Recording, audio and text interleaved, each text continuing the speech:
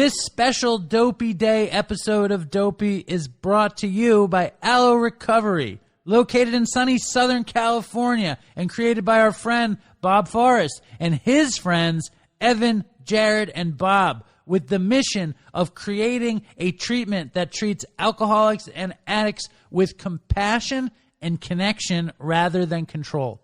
They have decades and decades of experience in treating co-occurring mental health disorders, including severe mental illness, and they make sure that you are treated like a person. Everyone that I know that has been there said they were treated well, which is the most important thing at a treatment. Also, their detox is super comfortable, which is also killer when you're kicking benzos or crack or heroin or beer, or alcohol, whatever. A good detox is a good thing to have.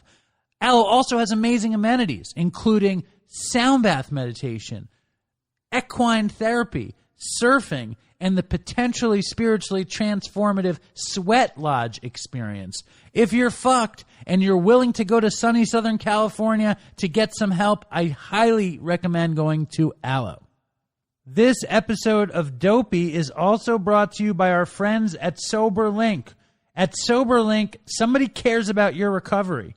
Unfortunately, relapse is so common, especially when it comes to alcohol, because it is widely available and highly prevalent in many social settings. That's why having true accountability and a deterrent from drinking is so important for staying sober. SoberLink has been empowering and helping people with alcohol use disorders since 2011 and is trusted by hundreds of treatment facilities. The SoberLink system consists of a portable, handheld device that documents proof of sobriety in real time, keeping you connected to your family, friends, sponsor, treatment professional, recovery coach, or anyone else who worries about your well-being. As an exclusive offer to our listeners, email info@soberlink.com and mention Dopey for $50 off your device.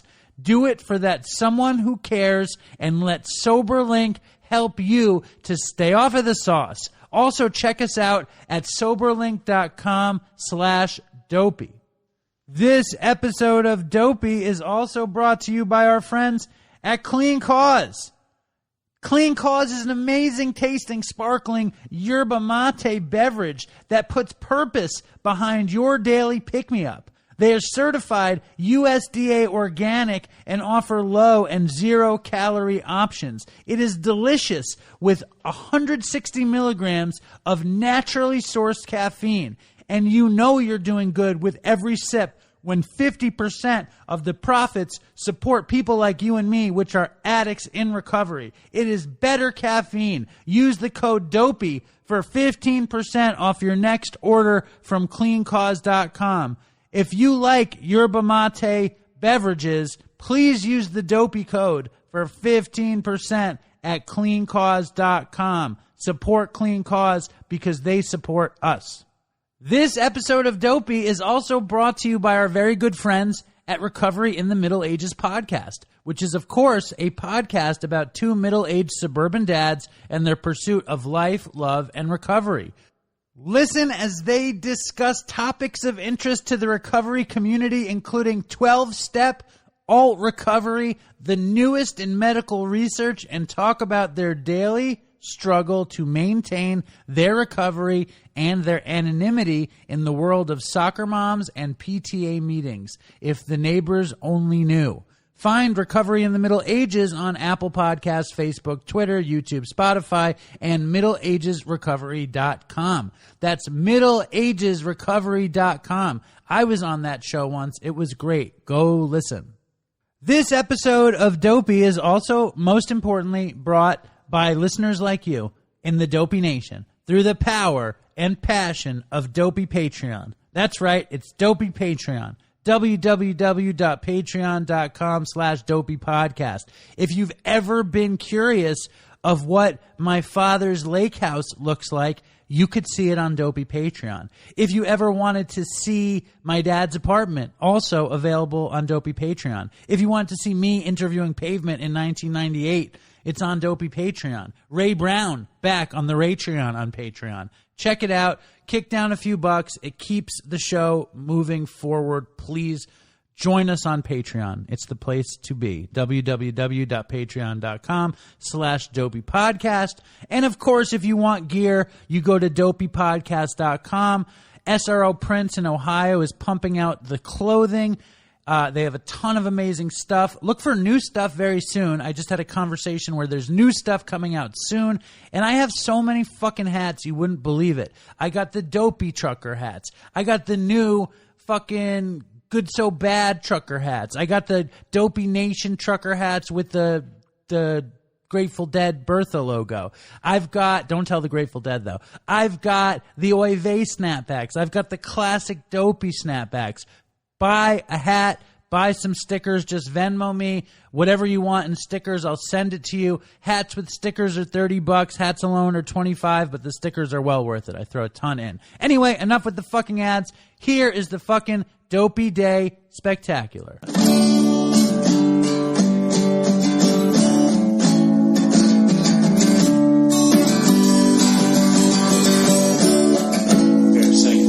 She's a good girl. Loves her mama, loves Jesus, and America too. She's a good girl, crazy about Elvis, knows horses, and a boyfriend too. Wait a minute, here. It's a long day. Living in Christina, there's a freeway running through the yard, and I'm a bad boy, 'cause I don't even miss her. I'm a bad boy for breaking her heart, and I'm free. I'm free falling. Yeah, I'm free. I'm free falling. All right, that's enough. That's it. We good.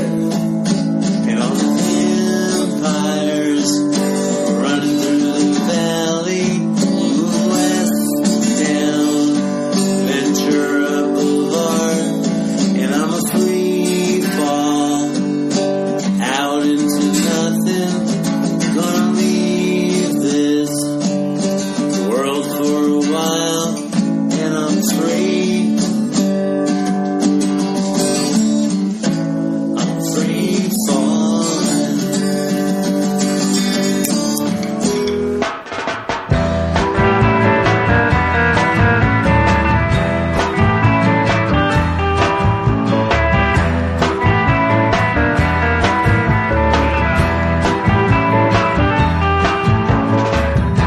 Hello and welcome to Dopey, the podcast on drugs, addiction, and dumb shit. And this is the Dopey Day show. So happy Dopey Day. And on the phone, I have my friend Colin, who is also Chris's friend. He lived with Chris for a long time, and I was at Mountainside in rehab with Chris. And I remember the day. Welcome to the show first. Welcome to the show, Colin. Hello, Dopey. Dude, how many times have you been on the show? 3 times? I think three or four times, yeah. Standing back from like the very beginning. And you were a Dopey Zoom speaker, so you're no stranger to the Dopey Nation. No, I feel like I have a place in the Dopey podcast world. Definitely. I remember when you came into Mountainside, it was you and this kid Blake, and I remember like I was very stupid at the time, and I looked at things very simply, and I thought you were the good one, and Blake was the evil one. Yeah, Blake was a character. I'll give him credit. He like took me in pretty quickly. Like he was my roommate, and the first night that I moved in there, like it was well established that it was like a military style setup where he expected me to make my bed. He expected me to put all my shoes underneath the bed. And he also somehow was able to get clearance for this giant frame picture of him in a tuxedo driving like a cigarette boat underneath the Golden Gate Bridge. So he had a framed picture, but he made you follow his own rules. Yeah, and then I went to bed every night staring at him, the picture of him hanging over my head every single night in Mountain. Were you like, Blake, why did you drive a cigarette boat wearing a tuxedo? Well, that's when he started telling me that he had a massive, like, weed operation and that he wanted to hire me after Mountainside. So that was my initial plan post rehab, was to work under Blake as one of his employees of his weed growing operation out in San Francisco. One of Blake's goons. Yeah, exactly. That was like, those were my goals. Like that seemed like a dream come true for me at that time. That was like, I made it. So so like at what point was it during your stay at Mountainside where you were like, maybe I don't want to run weed on cigarette boats for Don Blake? I mean, honestly, I think it was like meeting Chris and meeting Ted, and like Chris just incessantly making fun of me for thinking that was a good idea. That's awesome. That probably shifted. Yeah. And I was also like, I mean, my self-worth was so low that like literally anybody could tell me that something was like stupid and I would believe them. And like, so luckily I had Chris and Ted being like, that's a stupid idea. You should probably do something different. Well, before I say anything else to the Dopey Nation, I need to say that you are one of the sweetest people I've ever met, and sometimes your sweetness could be construed as gullibility. But sweet is, you are as sweet as the day is long, as my mother would say. Very, very Appreciate sweet. That. And just so you know, I didn't tell you, today, or really it's going to be tomorrow, the day that this show comes out, it's my fucking 6-year anniversary. How you like that? That's insane. That's absolutely insane. How you like that? You hear the sound effects of the applause? Did that play through your phone? Yeah, I heard that. Oh, good. Yeah. And you have what, 11 years, 12 years, 10 years? How many years you got? I got 10 years in May. And see, the irony is, or not irony, but the fact was, you came into Mountainside in May of 2011, which is when I was in Mountainside. And you managed to keep it together since then, which is just incredible. Yeah, miracle. And I don't know if you know this, wild. but Dopey Day, okay, last year we celebrated Dopey Day on the day that Chris died, and the idea was that everybody in the Dopey Nation puts the Dopey logo over their eyes so that, like, you can't tell on social media.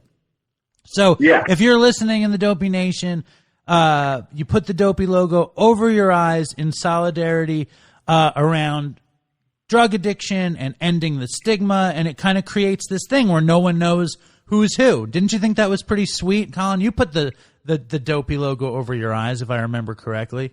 I put it over my son's eyes, my 3-year-old son's eyes. Well, that's close enough. Yeah, close enough. Yeah. And it was a smashing success last year, and I'm hoping to do something like that this year. We have like a bunch of artists doing Dopey murals in honor of Chris. We have a mural in New York. We have a mural in San Luis Obispo, California. I just got word today that we're going to have murals in Philadelphia, in Raleigh, North Carolina, and in Los Angeles too. I asked Dylan to put a mural on the house out there, and he's like, I don't know about that. He didn't tell us about that, so maybe we can try to revisit that. Dude, we have until Monday. Monday would have been Chris's 37th birthday, so get on the horn with the folks at your guys' secret location in the Berkshires, and see if you can get a thing up. Now, I'll get on that. Get on that. If not, just draw something in chalk. That'll work. Have your son draw a big bird in chalk. That'll totally cover it. But we were talking about, like, obviously, Colin and I were both at Chris's funeral, and Colin was on the first Christmas show with all of the crew from the Berkshires, and the second one with a bunch of the crew from the Berkshires. And as time goes on, And you work in treatment. You work with drug addicts. Yeah. So you must deal with a lot of death. Yeah. And that's something that like is a part of this, which can be like really difficult to accept and deal with for sure. I mean, Chris was, I've lost a lot of friends, but Chris is the closest friend that I lost, to addiction. And like, it still has an effect on me to this day. Yeah, me too. When we were texting and you were talking about, a thing that happened with one of the clients that you were working with. Could you tell that story a little bit? Yeah. I was talking to this guy who experienced, somebody that he knew, who overdosed and died, that he was in treatment with. And he kind of came to me about it and was asking me like how to process something like that. And, I don't know, like it's this weird thing, and it's not necessarily a thing that I like really like about experiencing death so much, but it just becomes like this like cold, sometimes I have this cold response to it where it's just like, that's what happens. And, that's a part of this thing. And you can like, all you can really do. And this is what I've like, because like when Chris died, like there's a lot of like regret and like feelings of like, I should have done something differently. I mean, we've talked about that ad nauseum. But like, I feel like part of like protecting myself from that feeling is just like having acceptance of death and like seeing it in a way that all I can really do is reach out to the people that are still alive and that are still like in this struggle. And like, that's where like my responsibility lies, you know, and the friend who I was talking to, like, I don't know, he had a different reaction to that and felt like that coldness was like a feeling of like lack of taking responsibility for when people die. What does that mean exactly? That there's too much acceptance around death in this world. And I think I also like contributed to the fact that, like this is one of the first times he's experienced somebody close to him dying. And like, I felt the same way. I mean, when Dave died, I felt like my whole world was shook. Like everything was a lie. Like there was like a feeling of like, there were certain deaths where like people were doing the right things and they still ended up relapsing and dying. And that made me question everything and feeling the need to like grab onto something and like find some type of purpose in that, when like it felt like my purpose was like my foundation of recovery was shaken so heavily. Right.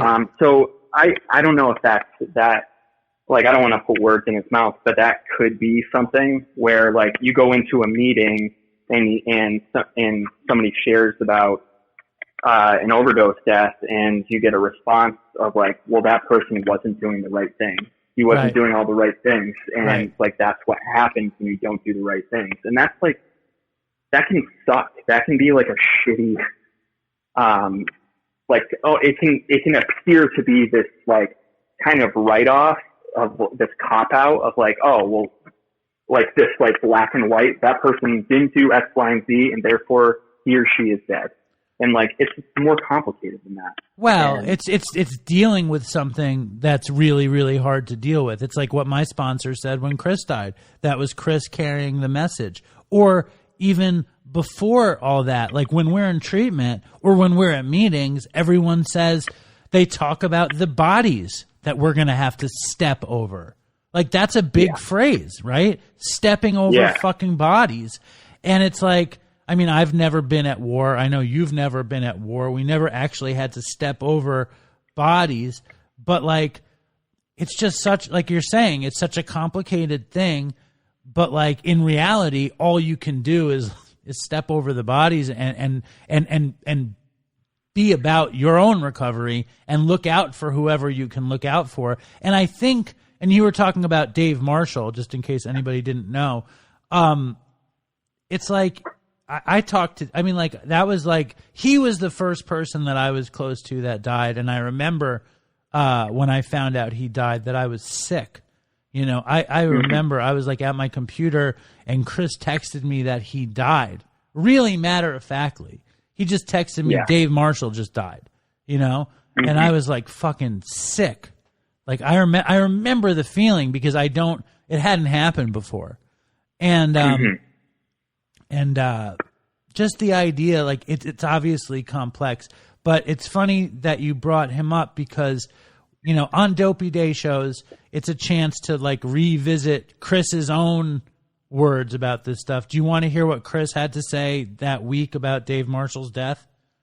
Yeah, for sure. It might be a little callous and it might make you emotional, so just stand by. Are you with me here? Yeah, I'm with you. All right, hold on. And just to set this up for everybody, this is me and Chris starting an episode, and we were recording it in a hotel room. Like, Chris's dad had rented him a hotel room because I had left the Lower East Side. And I don't think Chris liked recording when my dad was home, although who knows? My dad will think that's funny that I said that. But Chris liked it when his father bought hotel rooms and we would record there. And Dave Marshall had just died, and we start the episode here. So are you ready for that, Colin? Yeah. All right, here we go. But before we play this classic clip, I just want you guys to know that Dopey Podcast is sponsored by BetterHelp Online Therapy, and you can check out BetterHelp.com/DopeyPodcast because life is full of stressors, obviously. It doesn't matter who you are or what you have, your life is probably stressful. You may not be feeling down and out and depressed or like you're at a total loss, but if your stress is high, your temper is shorter than usual, or even if you're starting to feel strain in any of your relationships, you could probably use the chance to unload. Unload the stress and get it out. Talk to someone who's completely unbiased about your life, someone who isn't going to judge you or take sides on anything. This is really important to having a nice life and feeling unencumbered. BetterHelp is customized online therapy that offers video, phone, and even live chat sessions with your therapist, so you don't have to see anyone on camera if you don't want to. And I definitely wouldn't want to. It's much more affordable than in-person therapy, and you can start communicating with your therapist in under 48 hours. Unload the stressors, get the unbiased feedback, and you'd be pretty surprised with what you might get from it. See if it's for you. That's betterhelp.com/dopeypodcast. You guys in the Dopey Nation get 10% off. If you're thinking about getting therapy, go to BetterHelp. It's betterhelp.com/dopeypodcast. And now here is the Dave Marshall clip, Chris talking about Dave Marshall's death.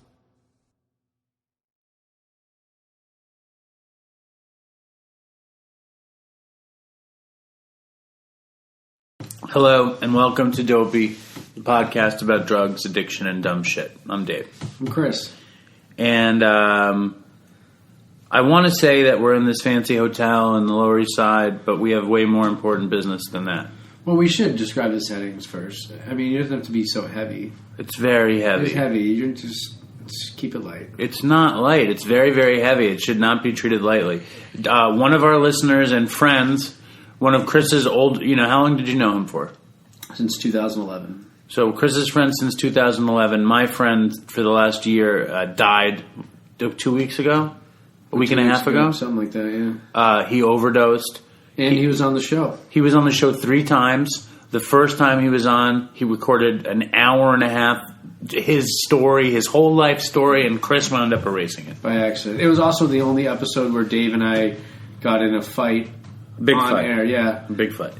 A legit, real fight, which is horrible that it got to... I feel bad for Dave because we literally pushed record...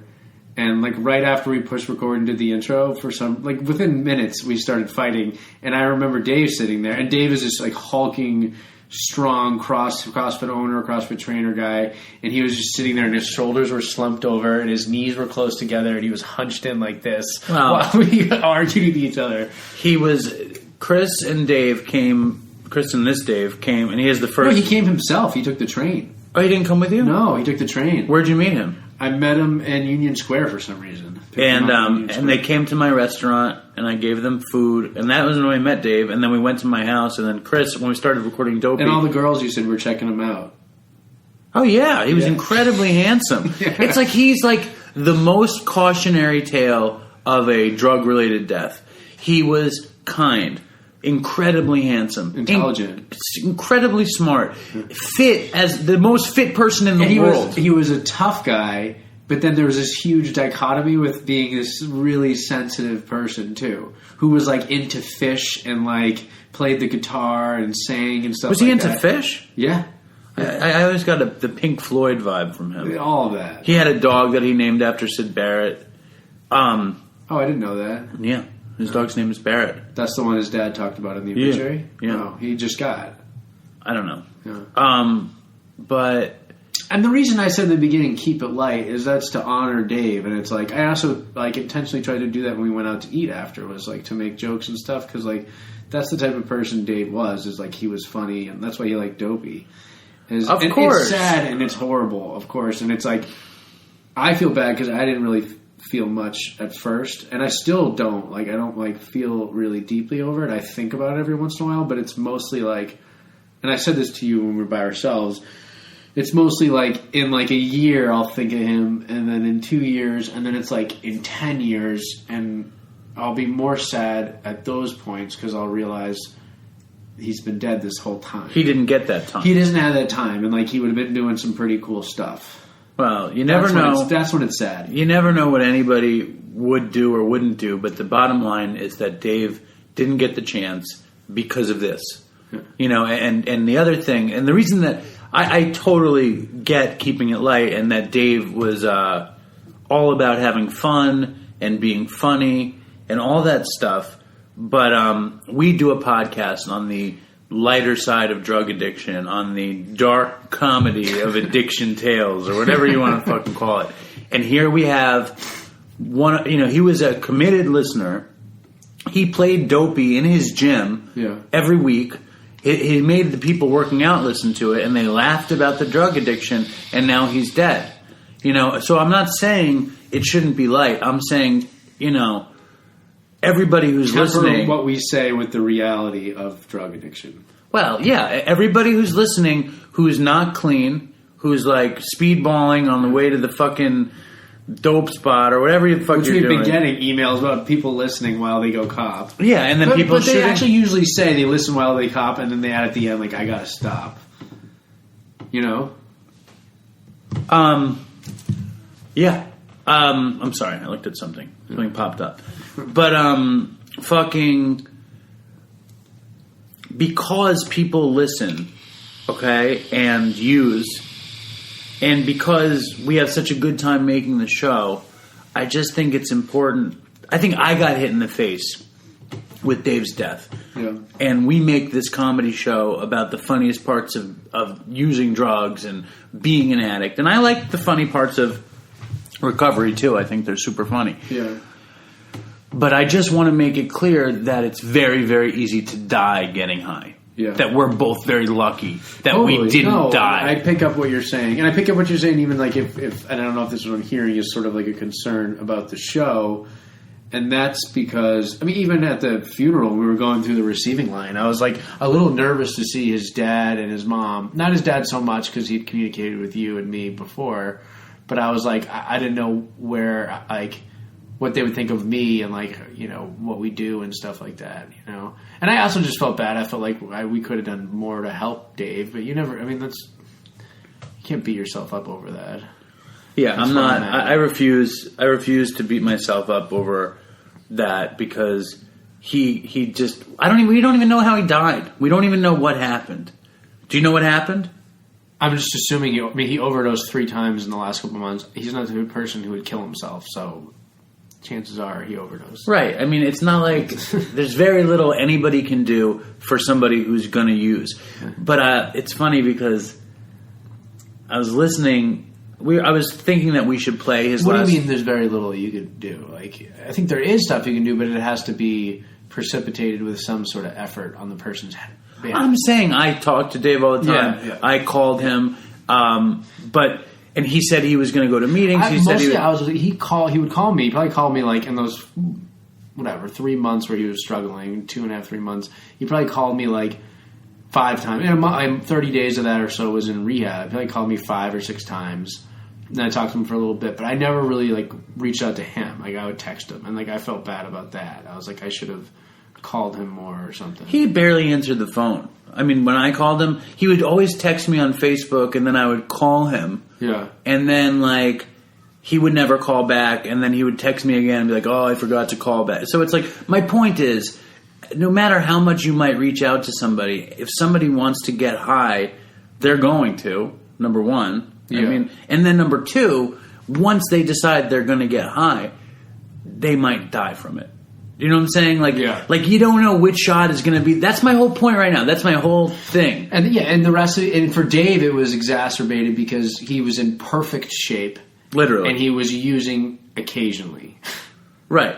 But it was funny. Shooting dope. I was listening to, I was really torn in my mind if we should play his last phone call. I think it was episode 71, but I'm not sure. Maybe it was 70. I don't know. You guys should find out. Or maybe should I find out? But we were talking to him about it, and what we said was you should really treat recovery the way you treat fitness. Oh, yeah. And he said, and his response was so interesting. He said, lots of people have said that to me. He said, the way I look at life is, if you're not going to be totally about it, what's the point? And I didn't make the connection to that's how he used heroin. Like he was totally. What do you mean? Like he took totally gigantic shots. Yeah. You know what I mean? And he used the way he worked out. I mean, I would look at because he overdosed so many times in the last couple of months, and it's just like. He had to be doing a lot. Like he wasn't testing it. He wasn't, he was doing big shots. And that's very dangerous. I would always, even when I had a crazy habit, if it was new, I would take like a half shot first, just because I didn't want to die. Yeah. I would see how much I had. If I had 20, even with a habit, you would. If I had. Because when I was really using, I would get like 20 bags at a time or 30 bags at a time, and the first shot would always be 3 bags. Yeah, just to see how strong it was, because I didn't think 3 bags would ever kill me. Yeah, and then I would shoot like 6 or 7. Yeah, because it would never be that strong. So you still do 3 when you say half. You still do 3. Okay. I mean, half of whatever my normal shot was, if it was new stuff. See, I never even cared for dope. I would be so reckless with coke. I would put a lot of coke in the syringe, and I always would just do enough dope to like make it so I wasn't sick. Like I didn't even care. Like I would sometimes do big shots. I just never was getting high off of it. With dope, I never wanted. As much as I didn't really like living, I really didn't want to turn up dead from it. You really didn't want to die. Yeah. Colin, you listening? Yep. What do you make of that? I thought of a few things to that. First of all, the sound quality was way better than I ever gave us credit for. It sounded pretty good. Sound quality. Yeah, you could hear both of you, for sure. But then secondly, it put me in that trance like Chris was here. Wasn't that weird? Yeah, for sure, man. I don't know. This is what I thought. This is like Chris to a T with when it came to like the acute, like getting the news of somebody dying or like experiencing like discomfort in the moment. Like it was part of why I love talking to Chris about really intense things, because he just could not get serious around it and connect on an emotional level with it. So he would make it light, and he would laugh and like not know how to process it in the moment. If that makes sense. Sure. It's one of the best things about him because it's like a forever young thing, right? It's like totally. it's like you're the kid at the funeral. You know what I mean? And Chris treated it like that's what Dave would have wanted, as opposed to that's all he could offer. You know what I'm saying? Yeah, and I think that's how he tried to process it. But like, so what I think of is Chris writing to Dave's dad 6 months down the road, writing a long letter to him. And I remember asking him about that, and he was like, those are the moments when like people forget about the family. And he was like, I want to like recognize Dave's family that like, and let them know that I'm here. And so when he brought up like that it hurts the longer it goes on, like I believe that with him. I believe that like that was how he processed things. He couldn't process them right away, but as time went on, like whether he showed it or not, I think that's when he would feel things. Right. And you were at we met you guys at that restaurant, right? Yeah, that shitty like diner after standing outside to go into the wake, right? Yeah, I think it was like a hot summer day as well. I don't remember. Yeah. I don't remember what time of year. I remember we were all wearing ties. Was Chris? Yeah. I don't know if Chris was wearing a tie though. I think Chris was wearing a sweater, and he made fun of me for wearing a tie, I think. But it's like, it's just I don't know, the intensity of hearing about him talk about somebody else using recklessly. And then we just get into the drug talk too. I had been clean I don't even know how long I had been clean when we did, probably like a year and a half. And I could still access like using very easily when we recorded. Yeah. And it's the show is so different, but it's crazy. It's just crazy to hear him reflect on another person and then him to die in the same way. I know. It really is. And can I say something about like, I don't know, just something that I've like really missed about Chris? Yes. This is a great forum for that. Yeah. I don't know. I've found myself like at time, like it's been for years, and something that I miss a lot about him is, I don't know, it's kind of like how Dopey was formed. Like he like represented like in my like circle of fucked up drug addicts and alcoholics that got their shit together. Like he represented my circle, like the unsalvageable type of addict, you know, like where his stories were just so beyond what I could have even imagined that like, I don't know, there was like a different level to the stuff that he experienced. And like, and there was like, sometimes I was like intimidated by that, and I got sober pretty young. I have some pretty fucked up stories of my own, but like, I didn't drag it out the way he did. And I don't know. So I think of a lot of like, I talk to guys who are like struggling all the time, both like with work and outside of work. And like, he was always the like go-to person where when I would like meet some guy who's just like, nobody can fucking save me, I'm the biggest fuck up in the world, like nothing you can say can change my mind. Like Chris was the guy that I was like, give this guy Chris a call and just have a conversation with him. And like, that's what I miss so much about him, because like he was able to like convey how fucked up his using was in such a like a relaxing, like calming way. Not in like this like machismo, like NA speaker way of just, but like this nonchalant, like, yeah, like I did this and this and this, and it was fucking crazy. And then also had the ability to like connect with somebody who also felt like nobody understood, how fucked up their using history was. And I don't know, I miss that. And like, I definitely have friends that have really fucked up stories. I mean, Dylan, his sponsor, is like, had a crazy life in active addiction. And he kind of has that same like aura about him of like using those stories to help other people.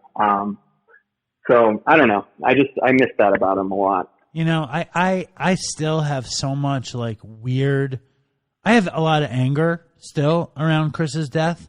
Like it just, you know, and it's weird. It comes and it goes. I was talking to somebody about it on the phone today where, because he died right after Todd died, like it just pissed me off. You know what I mean? Like I think I was overwhelmed with grief.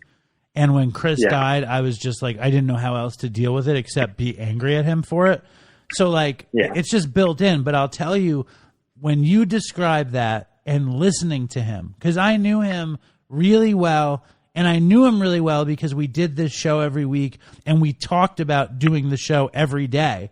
And before that, he was the person that I talked to. like when I first got sober again, you know, like when I had Yeah. just started getting sober, and I talked to him every day, and I kind of could hear it in his voice, this laissez-faire shit that he didn't want to deal with Dave's death. You know what I mean? And like he could like zone out so easily and not take shit seriously. But the thing about Chris was just like you said, like when you had that addict that needed to be reached, you could give him his number. And it's like with me, like let's say he was a total fucking passive dick, like who would mock me or not pay attention to what I was talking about.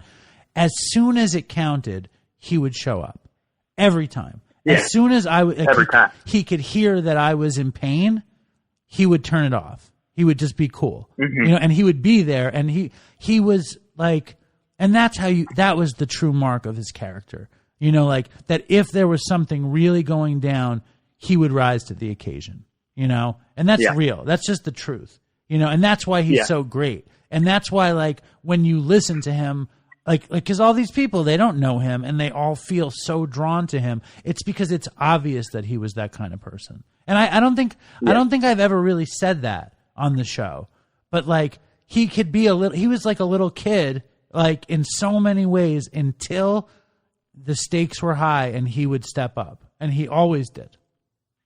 Yeah. He could recognize people's pain. And I think that's like that was his fatal flaw, I believe, was his inability to like recognize his own pain and face that. But he had an uncanny ability to recognize other people's pain and know exactly what to say, whether it was like making fun of you in exactly the right moment, right, or just sitting there and listening. He just had that ability to just like pull you in and relate to you. It didn't matter if you were like an 18-year-old kid who had only been using for like 2 years. He never made you feel bad about like who you were and like how you got to where you were. You know what I mean?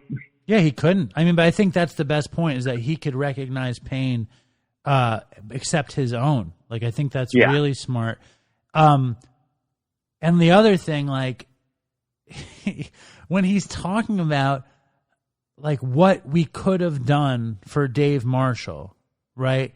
That he could have called or whatever, you know, it's like, it's like we were calling Chris on a daily basis. You know, I was communicating with him every second, and it just, for me, and you work in the field, right? I make this podcast, whatever.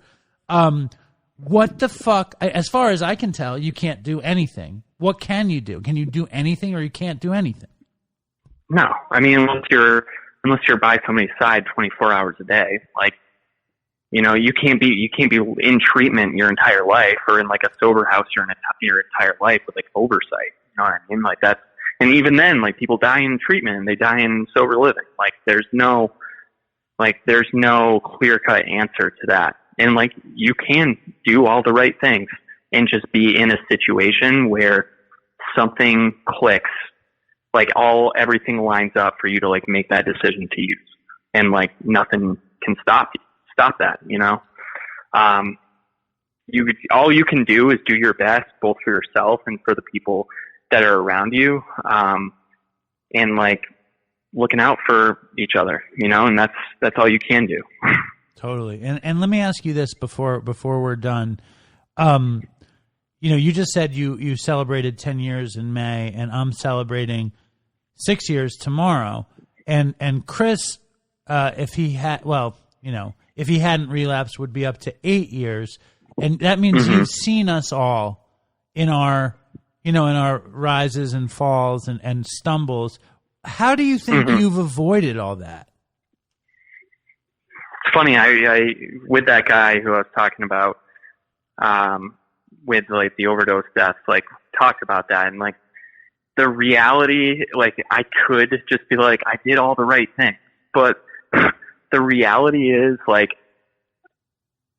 there were certain points in those past 10 years where it was just pure luck. There were moments where I made the decision that I was going to drink or I was going to use, and like somebody just walked through the door and was like, hey, like, do you want to get food? Or like, oh, I noticed you're upset. Like, let's do this. And just like knocked me off that path just enough where I was able to like gather my senses and come back. And like, I wish there's like some magical answer to that, but it was really, in a lot of ways, when I was experiencing a lot of pain while sober, it was really just like luck. And I mean, you could call that a higher power or whatever you want, but like, and I think the reasoning, like, I like to attribute that to like putting myself in right positions over like the long term to be like redirected during those times. If that makes sense. I mean, like I vividly remember that I was like making plans to go and use back home. I was going to steal from family pharmacy. Hold up. Set that up for me more. Like how long were you in recovery at that point? Like, where were you at? What was happening then? And more importantly, I forgot to mention that Colin was like, you were raised in a family pharmacy. Yeah. I mean, yeah. So my family my grandfather started a pharmacy, business. So we had some pharmacies and like medical supply company, up in the Northeast. And like, that was kind of like, I don't know. I think it was more of a perceived feeling of like, that was my destiny to be a pharmacist and do that. So yeah, that caused a lot of problems down the road for sure. And I feel like I've told that story here on yes, Dopey you did. In the past. But it was classic. Yeah. And the fact that you're from a family pharmacy and that it basically like kicked your addiction into debilitating existence, and now rather than being a pharmacist, you help people get out of those situations. I think that's really interesting, actually. Yeah, for sure. And that kind of attributed to the reason why I got sober so young. Having that level of access was just like, you're either going to die or go to prison or figure something out. So yeah, I was like a year sober or so. And I remember I was living with Chris, and I had like kind of like drifted away from like recovery related things. I was like working a job, like had the apartment, and just started like going out with coworkers quite a bit, to bars and things like that. And like, I never like thought about drinking when I was there. But like at night when I'd like get in bed, I would just like kind of obsess about like living a different life than the boring recovery life, or how I perceive it to be a boring life. Like having a normal life, like a guy your age or whatever, like that you work with or whatever. Did you ever use with Chris? Now that I'm asking, I don't think I ever asked you that. No, never did. No. Of course not. I know that. Of course you did. That's a stupid question. Yeah. Continue. But the funny thing was, so like I was like kind of drifting away. And like I was living with Chris and Ted at the time. And I remember I was like out until 3 a.m. one night, and then I like came home in the middle of the night, and then like Chris like knocked on my door. Like, he hadn't seen me in 2 weeks. So I'd just be like, go to work and then disappear for the night. And then he like cornered me when I was on my way to the bathroom, and he was just like, what the fuck are you doing? I'm like, what do you mean? He's like, what were you doing last night? I'm like, and I like lied. And he's like, I know that's not what you're doing. Like, are you going out every single night? Like, are you drinking? And I was like, no. Like, and I started getting defensive, and he was just like, in that like casual way that we talked about, he's just like, whatever, man. Like, do what you want to do, but it just looks bad. And it like hit me. And I mean, I cared about his opinion so much, and like, he never, he chose his spots very carefully. So the fact that he felt the need to say something to me was like, it was important. It was important to me. So that night I like ended up going back to a meeting. I hadn't been to a meeting in like months, and I ended up like getting a new sponsor, and I kind of like was like, all right, I'm going to like try to reconnect to this in some way. So I started doing that, and I got this like militant sponsor that I kind of wanted somebody like that to just call me out on my shit. And he did. Like, I called him every single day. He'd pick up every single day. And so there's this like one day we didn't have laundry in the apartment, so I was at the laundromat. Yeah. And I was like doing an assignment, like an AA, like big book assignment, like reading stories or something like that in this laundromat. And there's this huge storm that's coming in. And I see it, and I'm like, I grab all my shit, I grab everything out of the dryer, throw it in my hamper, and like run out to my car, and it just starts downpouring. And I go back, I look in the hamper for a jacket that I washed. I knew it was going to be pouring when I got out of the car.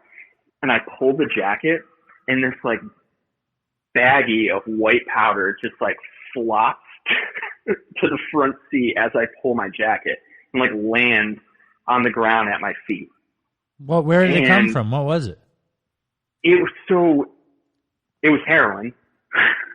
I didn't know that because, like, as I told in my story before, like, I never did heroin. I only did like pharmaceuticals because I didn't have to. Like, I just like stole a ton of oxy, so I never got into heroin ever. Just always from the pharmacy. So I thought it was coke, and I had done coke quite a bit. And it was like one of those feelings of like this euphoric feeling of like I was going to open that bag up and do it. And like I like felt it already in like my blood. And I started to get like sweaty, and like I opened it up, I like dumped it onto the like dashboard, and I was like smelling it, trying to figure out like what I was going to do. And then like immediately the planning started. Like I was going to do some right then and there.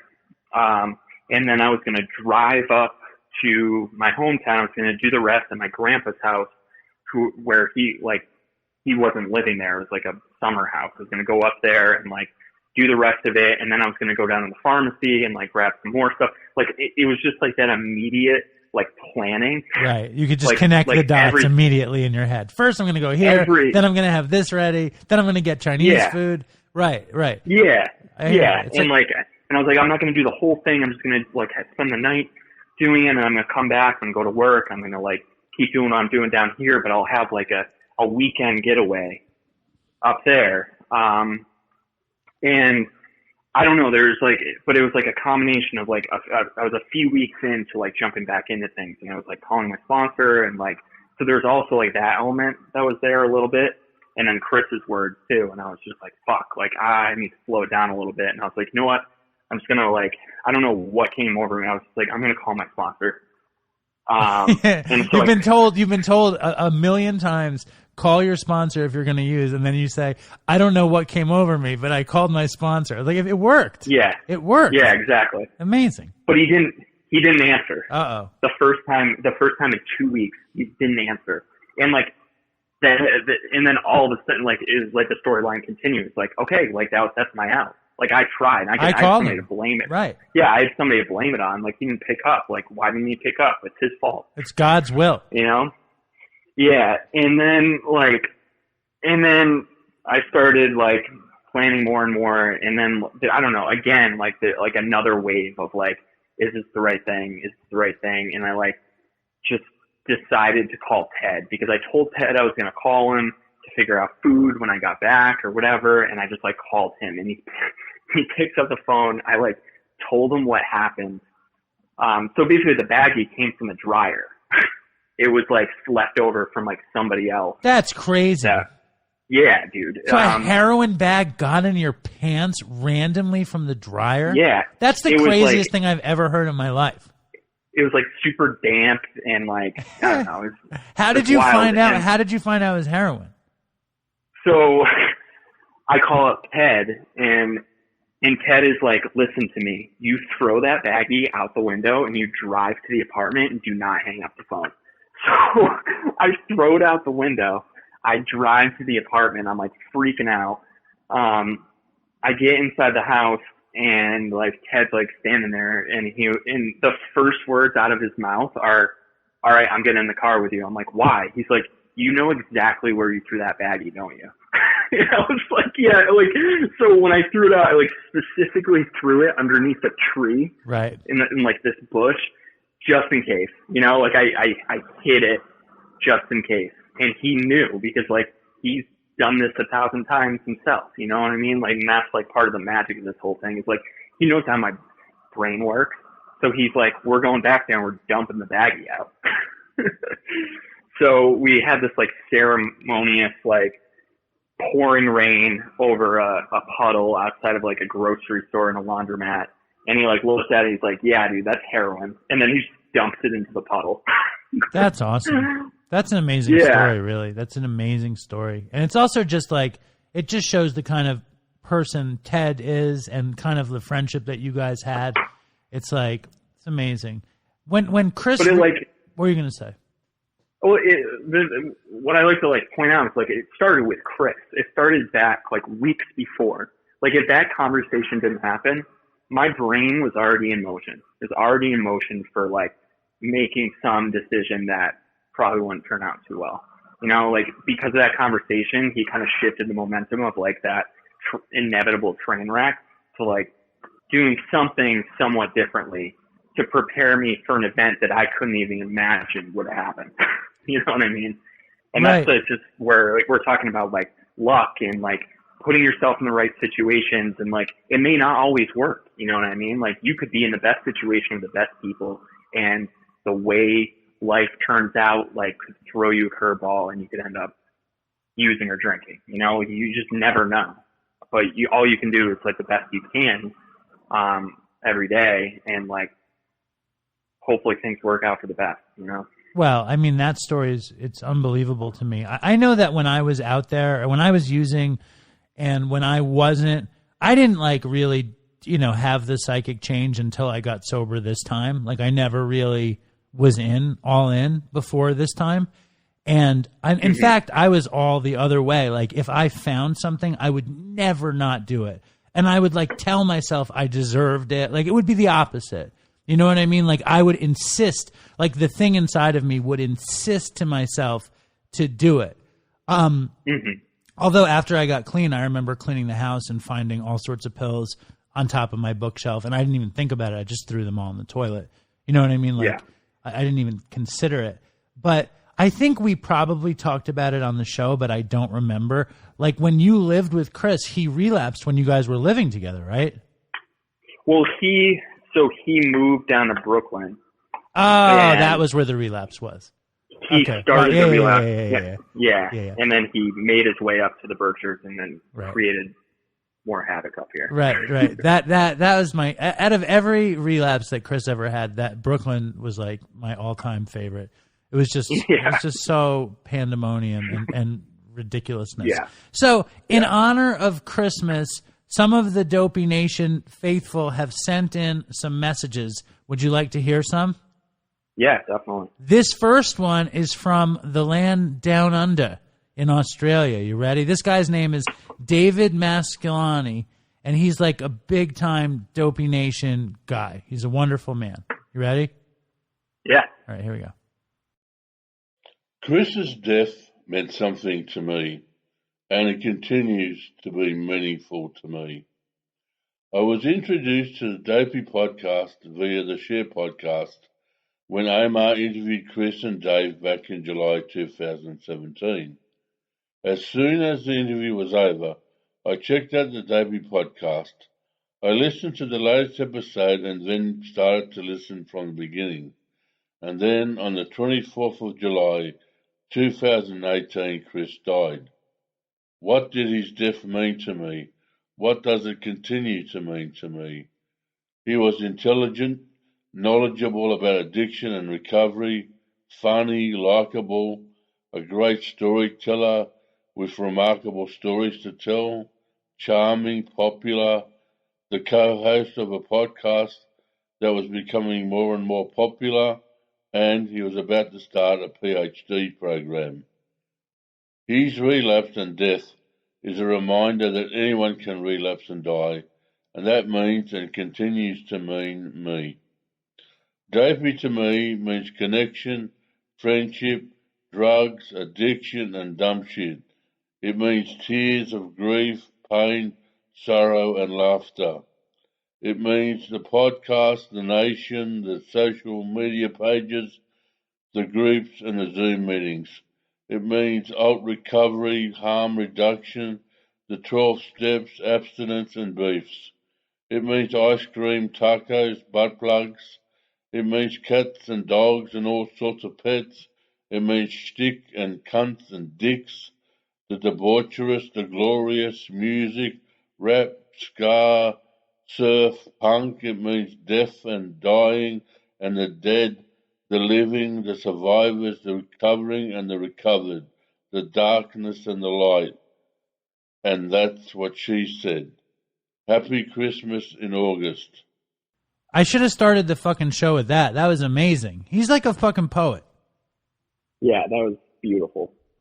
Can you believe? Isn't it crazy? I mean, like, it just, I can't. It's like I'm sitting here like dealing with like the minutia of technology, dragging files around the computer, and on the phone with you, and it makes me think of Chris because he had to do all this stuff, and I know that whenever we got an email from somebody out of the country, like Chris couldn't believe it, like it lit him up. And and then there's this group of people that's so affected by him. It's magnificent to me. I mean, it's pretty crazy. Yeah. It makes me think of like the times when I'd be hanging out with Chris and the guy had like full ADD. So like I would be having like a serious conversation with him. He'd like drop down to his phone and he would just completely tune out to whatever I was saying. And what he was doing was like reading the messages that like Dopey Nation would send. And like he like without fail would like, he would respond to them. And he was just like so like tickled by the fact that people actually cared about this like stupid podcast that you guys created however many years ago. And like that just like brought such a like brightness to him that he would drop everything just to like read those messages. And I just thought like people should know that because that like meant the world to him when people would reach out. I know he would have really enjoyed. I mean, he loved this ride. You know what I mean? Like he loved the ride. He loved it getting better. He was all about it. You want to hear another one? This is a woman from Connecticut. Her name is Monique. Yeah. Monique here. Happy Dopey Day. What does Dopey Day mean to me? Wow. So the very first episode I ever listened to was the one immediately following Chris's passing, the one with Annie. And I was like, woof, this is so raw. It's so courageous. I need to go back and listen. I need to find out more about this Chris guy. So I went back and fell in love with him, of course. There's a lot of myself that I see in Chris, actually. And I hosted, I just recently gave the meeting to Ethan, so shout out to Ethan. This meeting on Dopey Zoom, where we take an old clip from Dopey and we listen to it and we use that as our topic for discussion. And in going back and listening to episode after episode after episode, I've noticed this recurring theme of Chris's, where he talks about you just have to endure. Like in life, there's just no other way to get to the other side but to go through. And that has been extremely helpful for me in this past year. I have got out of this unhealthy and unfulfilling relationship with my son's father.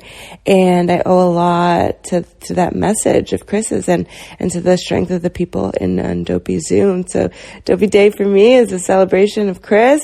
And on a personal level, a celebration of my own growth. So happy Dopey Day. Stay strong and fucking toodles for Chris. Well, that was joyful, right? Yeah, man. So like, I don't know. It's like so powerful to like hear how like this thing that you guys have done has like impacted so many people. And like, I felt that way jumping on like the Dopey Zoom calls over the like lockdown, where it's just like incredible to see like the reach that this is like gone to so many different people like all over the world and all different like levels of recovery and active addiction. Like it doesn't even fucking matter, you know? This girl, I think it's so funny. Like, this girl started, the original meeting that she started was like to take quotes from Chris because she loved Chris. How about that? Do you know how many of the women in the Dopey Nation just were in love with Chris? Oh, that's great. That was the funniest thing. I remember, like, he was dating Olya, or whatever her name was, right? And someone in the Dopey Nation reached out to him, right? So he went on a date with this woman in the Dopey Nation to make Olya jealous, and it didn't work.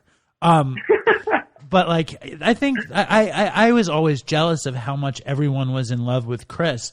But I'm still a little bit jealous, but it's very beautiful, and I know that it was good for his brain. You know what I mean? Yeah. And Annie's doing well, by the way. Have you spoken to her? I just spoke to her. I haven't in a while, but I've seen that she's like doing really well, and it makes me really happy. Yeah, she's like married and lives in the Bronx and is about to be a real full-fledged surgeon. And yeah. So if anyone in the Dopey Nation was interested, Annie is doing well. And I want to take a page from Monique's book and play a bunch of Chris. You want to hear a bit of Chris? Yeah, let's hear it. This is Sam, Dopey producer Sam, has selected this long clip saying this is some classic Dopey. So are you ready, Colin? Yeah. All right, cool. Now, before I play it, like this bit has it all, right? By the way, the beginning. This was all around Chris dating Olya, and he went on the show and told about a sexual thing that happened with him and Olya, and then he sent her the fucking podcast in his mind to impress her. Oh my God. And it was very personal, right? And she was disgusted by him, and and he took it down. And that's what we're about to talk about, okay? Okay. I want you to talk about what happened to that episode. What episode? The episode that's gone now. Oh, well, I can't go into it. Why? Because I told the person I wouldn't, and I want to stand by my word. Oh, you wouldn't? But you don't... Oh, man. I didn't tell her. She didn't really care that much, but I just was like, as a matter... I'll give the broad strokes. I shared on an episode, some of you might have had a very risque episode. The luxury of hearing it. It was episode 57, I think. Maybe. And I shared some stuff that happened on a date with very a woman. sexy stuff. Or not that sexy. It's very sexy and stuff. Basically, I'm an idiot, and I shouldn't have said this stuff. And that's all you're going to get out of me. But then he went back and he erased half of it. Yeah. And now that episode's gone. But I put this great intro, You should play the intro now. Should I? It's so bad. It'll be very meta dopey. It's very, very, very bad. Okay, this is the intro that I created for the podcast that I deleted. It's so bad. Alright, it's ringing. Let me move this over a little bit. The yoga incredibly. What are you doing? Do you know that's my band? Hello, and welcome to Dopey, the podcast about drugs, addiction, and dumb shit. Chris here. Speaking of dumb shit, yours truly did something incredibly moronic and said some stuff on this episode that came from a place of poor judgment, so it had to be edited for content. I apologize, Dopey Nation, for the truncated version. Truncated. Edited for content. Truncated. Give it to me straight, Chris. What? You didn't like that? No. Edited. What does that mean, edited for content? It means I put shit in there that couldn't be in there. Okay, let me ask you another question. If something isn't edited for content, what's it edited for? Maybe there's, that's a good one. I have an answer.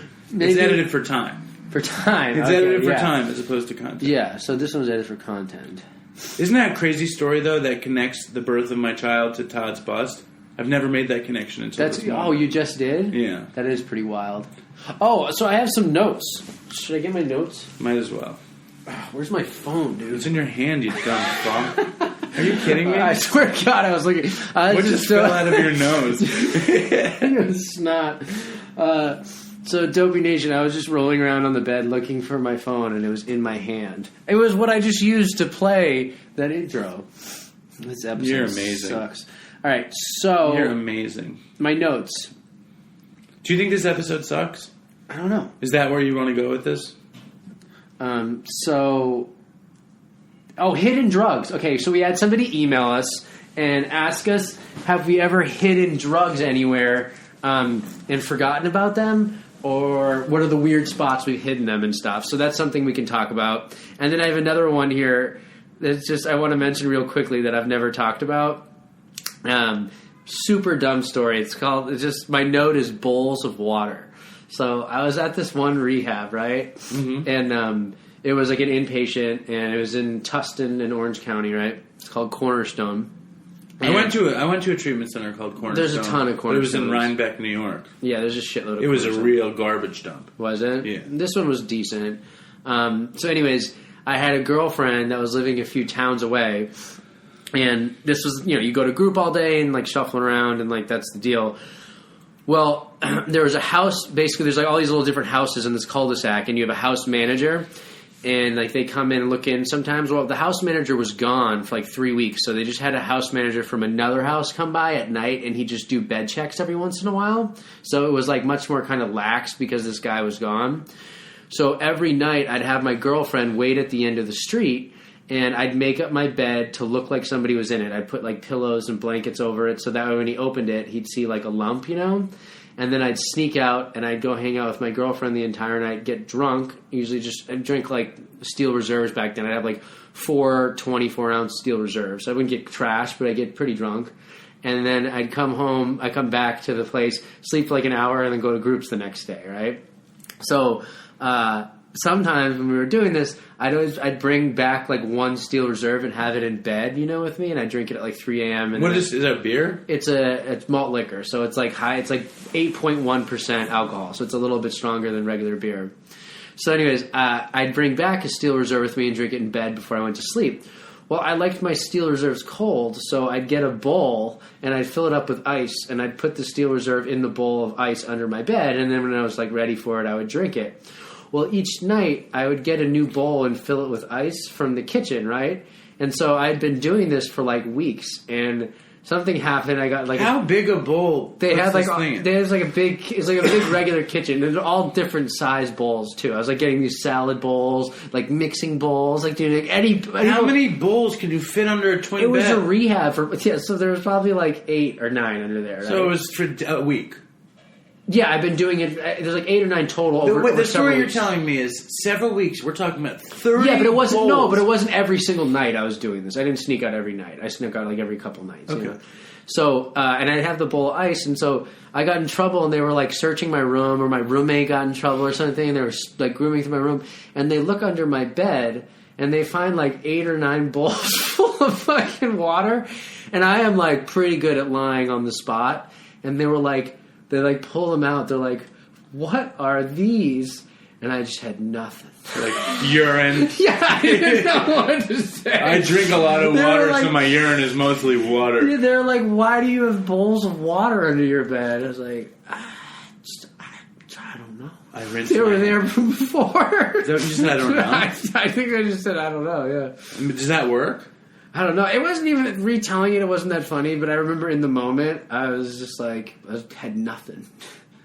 I should have said like I was putting my foot in the ice. So I just had nothing. Urine. Yeah, urine. It's my urine. It's pee. I didn't like to get out of bed, so I would pee in bowls, put them under the bed. But see, this is interesting to me because if I ever got caught in a lie, I would cop to it so fast. Like I would never consider saying, I don't know. Do you know what happened to me? There's a reason why. I used to be like you. When I was 15, I went to sailing camp in the Caribbean. Okay. All right? And I got drunk at sailing camp. Okay.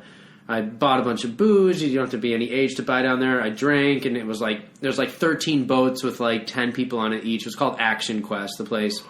And so I got drunk, and everybody in the camp, all of the other campers knew I was drunk, and everyone was pretty young, so it was like kind of taboo, you know, or like whatever. Like, and so this guy, his name was Sharky, and he was our counselor on our boat. He's like, Chris, come with me, and he takes me in this little dinghy, you know, off the side of the boat, and we go drive around. I'm like, this is kind of weird. And he's like, Chris, I have to ask you a question. He said, have you been drinking, right? And you know what I said? I said, yes, I've been drinking. And he told the head of the camp, and they kicked me out of the camp. I had to go, they took me to the airport, and I had to go fly home early. And I remember my parents weren't that mad because the head of the camp said, had I lied, I wouldn't have had to go home because they had no proof other than that people were talking about me drinking. And after that moment, I was like, I am never going to cop to anything ever again in my life. It's a good age to learn that lesson. I always loved the bull story.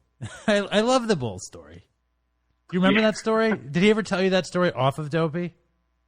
I don't remember if he did. It's a funny story, though.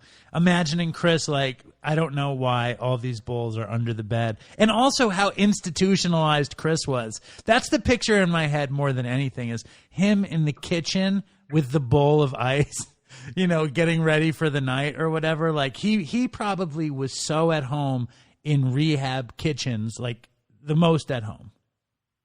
Oh, yeah. I mean, when you talk about that, I just think about how he never slept under the covers. Like the most institutionalized move ever. Like he was just always ready to be on the go. And the bed, was perfectly made. Yes. I slept on top of the covers. The other thing is with Chris, one memory that I never can let go of is like at Mountainside, I remember like he was rarely at meals, but if you went to the dining room in between meals, he'd be sitting there like by himself with cereal, like in his sweatpants and his white T-shirt, just like he was at home. That's when he ate. You know what I mean? In between. Yeah. You know? Totally. It's weird. It's whenever these kind of anniversary shows roll around, it's weird. It always affects me. You know, there's a new podcast out that a friend of mine, this guy AJ Delario, did called Really Good Shares, and he has me tell the story where I dress up as Big Bird. But before I tell the story, we start talking about Chris, and I was listening, and he played a bit of the episode after Chris died, and I was on the train going home, and I listened to it, and like it just makes me fucking cry. You know, I don't listen to it often. You know what I mean? Mm-hmm. And I listen to it, and it just like. So it's just crazy. I mean, that's trauma, right? Isn't this trauma? Yeah, it could be. It could be a version of trauma, and just like I don't know. I think about how little I've listened to Chris, the episodes that Chris is in, and like this is probably the most I've listened to Chris talk in many years, and I think it just like accesses a piece that like, I don't know, I maybe have been avoiding in a lot of ways, you know, of like really like jumping back into those memories of like him being alive. And it's not always easy to do. And, I don't know, that can like stir up a lot of feelings for sure. It's weird because it takes you back instantly to when you could talk to Chris whenever you wanted and when you did, mm-hmm. you know, and, yeah. And the upside, it's like, I say this all the time, but the coolest thing is that if you listen to Dopey between episode 1 and episode 142, Chris will always be alive there, you know, mm-hmm. in his present. It's just never going to change. You know what I mean? It's like me watching The Sopranos over and over again. Silvio's never going to do anything different. Tony's never going to do anything different. And it's you know, I'm trying to watch The Sopranos again. I can't do it. I think I'm done. I think it's over for me. Yeah, it's like not that many people get to experience a loved one on that level of like just having 142 episodes of somebody just talking and like and telling stories and laughing, and like most people just have memories of that, and like they have to hold on to those memories, and like it's kind of crazy that there's just an archive of like Chris stories and Chris laughing and Chris like upset and angry, and like you can just click an app and like dive right back into those memories. It is weird. It's a crazy experience. Yeah. It's funny. We went on vacation last week, and my dad is dating this woman, and she always defends him to me because she thinks I'm too mean to him on the show. And I was like, no, he likes it, and we laughed about it. And then she said to me, I don't know what she said, but she said how my kids are going to listen to the show. And I said, no, they won't. You know, my kids hear enough from me. They're not going to listen to the show. But in reality, it's like they could listen to all this stuff, and it's all there. It's just weird. It's a weird thing, right, in that way. Or that, like, when I die, all this shit is going to be there. And obviously Chris died, and we can go back to it. But you're right. It's weird, right? It's weird. It is, but it's, I don't know. There's something like something special about that, and like it's just him unfiltered, and like I don't know, it's like weird thing when you talk about like our kids are gonna listen to it. Like, what are we trying to portray? Exactly. Like this ideal memory of like who we are, or like right. I mean, and specifically with like people in recovery, and like we've experienced a lot of fucked up things, and like why do we need to like protect our children from talking about those things? And I don't know. I think about that a lot too. That's or like true. how I'm going to like explain my life to my kids, and like, do I really need to put a filter on that? Like, obviously there's like certain things that I will probably tell a little differently, but like what's the point of like completely censoring out my life? It can be impactful in a positive way for sure if we use it right. I think it's very much age dependent. You know what I'm saying? Like my older kid, I tell more about. Like we were boating, right? And we were on the lake, and there was a guy on the lake who is a musician, and he played a concert, and the attendees of the concert were all in boats, right? It was cool, but there were like these big party boats, and they were smoking a ton of weed. And my daughter now knows what weed smells like. And she's like, oh, they're smoking weed. And that's just a weird thing. You know, it's like a weird, conflicted place for me. Like, I don't know. I just say yup. You know what I mean? And like, and in my head, there's a million things going on in my head, but I just say yup. You know, and one day, I mean, I've told her little bits about what happened to me, but I haven't like gotten into substances and how many times I've tried to get well and how many years I floundered and all the fucked up shit that happened. But maybe one day she will listen to Dopey and be like, oh, I remember the time that Daddy like went to detox and was on Suboxone but did heroin anyway. Like when that crazy guy came in with the good tar, it's like she tells my other daughter, Susan, remember when Daddy had the seizure and Todd called the fucking whatever? It's like, yeah, exactly. But I mean, I think the value is that this show does capture life. You want to hear some more? Yeah. Do you want to hear some more from the Dopey Nation? Yeah. Okay, I've got a couple more from the Dopey Nation. Hey everybody, it's Katie B. Grateful member of Dopey Nation. The question is, what did Chris mean to me? Gosh, how do you even encapsulate what somebody you never met meant to you? It's kind of crazy, really. But ultimately, I felt like Chris and I would have laughed hysterically together. And I felt like Chris understood so much of how I used. And I respected the hell out of him for, working on becoming the man that he was trying to become. He'll be forever missed and honored in this family, and I'm grateful to be a part of it. Stay strong, Dopey Nation. Fucking toodles for Chris. What's up, Dopey Nation? What's up, Dave? This is Scott Wick. I miss Chris, man. I actually emailed the show a long-ass time ago, and Chris responded right away. We had a little back and forth, and he actually ended up reading the email on the show, and I was like, wow, I was super starstruck. And you guys just made recovery seem cool. Dopey brings swag to recovery, and that was like my little introduction. And, after thinking about it, that was like the first time that I actually had a conversation with another person in recovery. Without Dopey, I don't think I'd be clean today, man. So, Dave, thank you for keeping the show going. Dopey Nation, I love y'all. Toodles for Chris.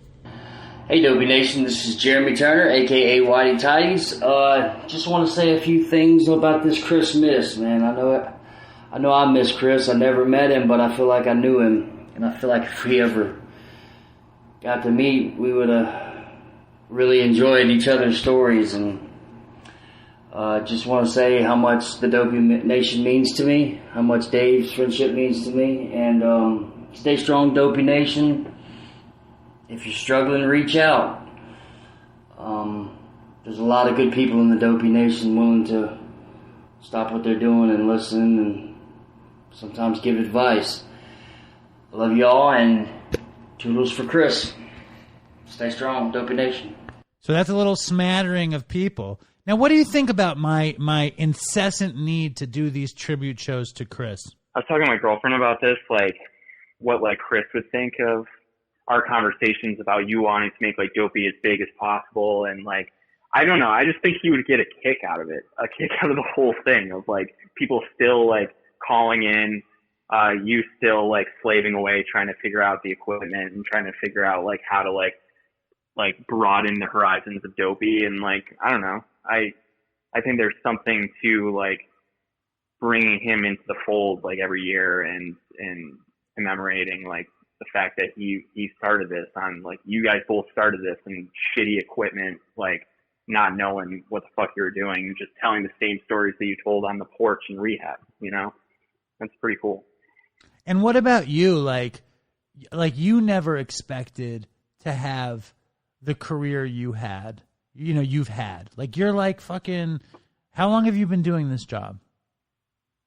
Probably 7 years.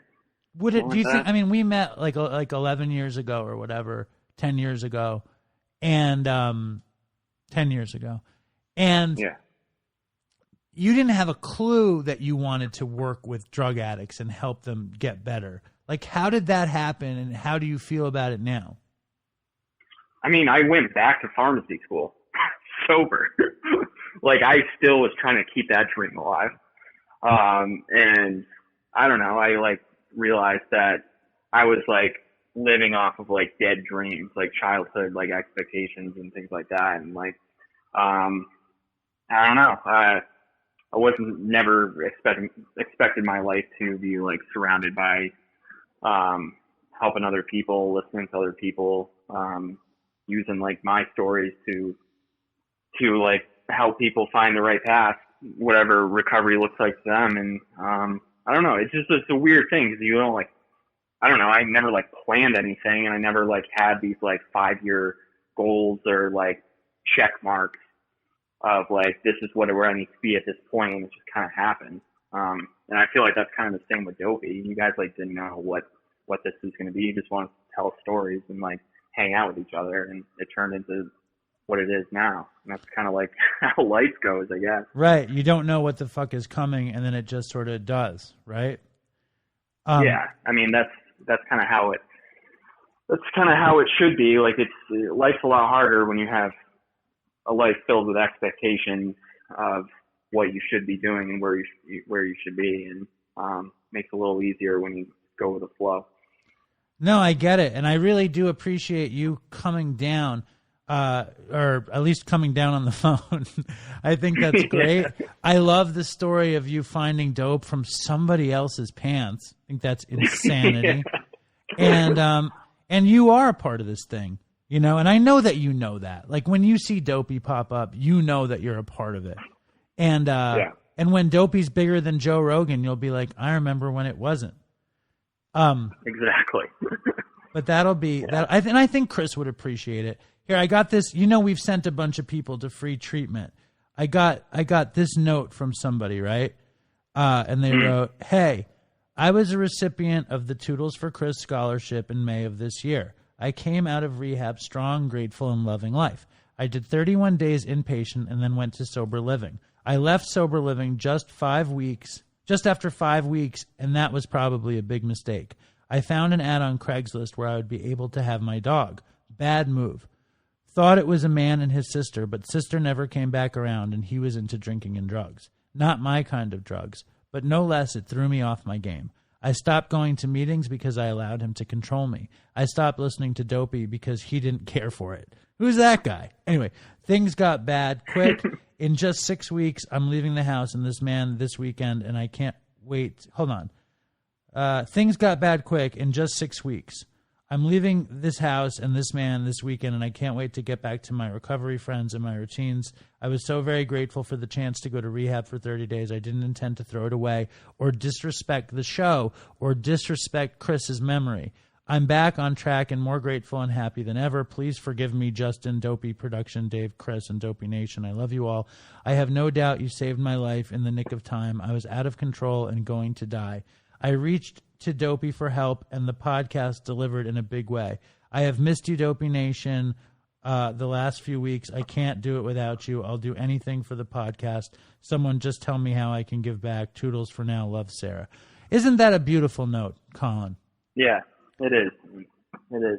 It's just like another like point that like the reach of this thing is just massive of like being able to help people. And like I want to say this piece too, like for everybody out there who like listens to this podcast and it just like sees the amount of people's lives that it's like touched and like affected, like that can happen. Like you get into this world, this recovery world, like that can happen personally to you. You just may not see it, you know, like it's everything's on the air here. So you can see you can post the recordings of people reaching out and talking about how like Dopey like helped their recovery, saved their lives, all this stuff. So like that kind of stuff, like on a personal level, like I'll never be able to like talk to the people that like changed my life, like, and let them know how much they changed my life, even in like a span of 5 minutes, like just like giving me the time of day. And like that is something that's like amazing about this whole like process is like you can have an effect on thousands of people's lives and not even fully know it. You may know like the inner circle of people that you're close with, but like any interaction, any positive interaction, and like showing the change, like from the fucked up stories that we tell to like where we are now, like those telling of stories and like showing that metamorphosis, like that can have a huge effect on the world and a huge effect on thousands of people. And we just don't see it. And it's easy to feel like isolated and alone when you don't see it. But like, I just want everybody to know like that even like the smallest actions towards like listening to somebody, picking up the phone, showing up at a meeting, whatever it is, you know, like that you can have the same impact that Dopey's had on all the people that have listened to this over the years. Right. And even more so. I mean, like, do you know how many people just get so much out of one person reaching out to another, you know, and it's like the NA preamble where they say that the one addict reaching out to another, whatever, is unparalleled. And that's true. Like what you're saying is true. Like I don't like aggrandizing Dopey, even though it seems like it is with all these fucking voicemails. I want to elevate Chris, and I like making the show, you know, but it's not, I don't think that the show is the savior of the fucking universe. I think that we can look out for each other, like you're saying, and that's more important. Yeah. Totally. I also think the show is the savior of the universe. Drink the Kool-Aid. Drink the Kool-Aid, Colin. One of us. I mean, you can believe two things at once. No, I feel like I get lost in these episodes. You know what I mean? Like I get uncomfortable in the tribute style, but I'm also very proud. It's like a mixed bag, but I'm sure that makes sense. Well, I'm definitely proud of you, man, for sure. I'm more proud of you. I'm more proud of you. I mean, dude, you're fucking getting it done. 10 years. You practice acceptance. You've always been a ray of sunshine. Before we go, we got to play B Gets, our cannabis grower from the Northern California. We got to hear B Gets before we go. You ready? All right, let's hear it. All right.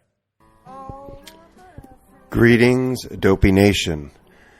This is your boy B Getz, coming to you live and direct from the Ganja Farms of Northern California. Want to wish all the Dopey Nation a very happy and healthy Dopey Day. Hard to believe it's been 3 years since Chris left this earthly plane. He gave us so much in the short time he was here and the even shorter time he was in our lives, but he remains omnipresent in one way or another for all of us. I'm supposed to keep this under a minute, so I'll just say that what Chris's passing did for me was reveal the importance of authentic friendship in our lives and how essential it is to maintain those friendships, those connections, however we can. Never more so than in these confounding times with the pandemic and the division and all that stuff. So, thank you, Chris. We miss you so. Thanks, Dave. You're a trooper. Goodbye, God bless. Stay strong, Dopey Nation. Minase Toodles. And there you have it. That's B Getz from the Upful Life podcast. Colin has man. What do you think? Do you think it's too much, or you enjoyed this Christmas this year? I needed this, man. It's been a lot of I don't know. I like hearing him talk and then hearing everybody talk about him, healing in a way. Need to hear that. That guy you just spoke to, that one really hit home. Nice. Sure. The importance of friendship. And what Chris always said was that Great Barrington was the source, and it was a place where he was able to keep his brain about him and keep his recovery, green, and it was mostly probably because of you guys, that he had accountability and he had friendship and he had trust, and you're still there. And I don't think that's a mystery. Yeah, man, we're still cultivating that source, still keeping it alive up here. Well, I'm very proud of you, and I'm very, very happy and grateful that you came on for the Christmas episode, Colin. You delivered. You delivered the goods, my friend. Yeah, well, thanks for having me. Right on. All right, toodles, Dopey Nation. I love you, Chris. I love you, Dave. I love you, Colin. Until next time. Until next time. You should call me off the show, you fuck. Why don't you give me a call in regular life? I will. All right, good. All right. Talk soon. I love having Colin on the show. I love having any of the old-timey, dopey people on the show. It brings joy to me to hear how good he's doing, and I love to hear him talk about Chris. It brings, it makes Chris alive, even if it's just for a few minutes, which is a beautiful feeling for us to have. And now, before we go, it is my 6-year anniversary today off mind and mood altering substances. So I invited my dear friend Aurora on to say how great she thinks I am. So here she is, the great Aurora. We're at the end of the show. You've missed a lot of, it's Dopey Day, so happy Dopey Day to you, Aurora. Thank you. Today is not Dopey Day. Today is my 6th anniversary, which is why I had my dear friend Aurora back on the show. Hey, Dopey Nation. What up, Dave? What up, Aurora? What's happening? What up? I'm insane. No, you're supposed to. I'm so proud of you. Yeah, that's what I want to hear. Can you believe it's been 6 years? Imagine 6 years ago, right now. What would we have been doing? We probably would have been getting a coffee, maybe a juice, getting ready to get high. That's right. Right? And yeah, isn't it crazy? crazy? On your balcony, you would still be smoking cigarettes too. So would you. Weren't you smoking cigarettes at that point? No. You were vaping? I don't know. I kind of blacked it all out. I can't even remember how many years I haven't smoked now.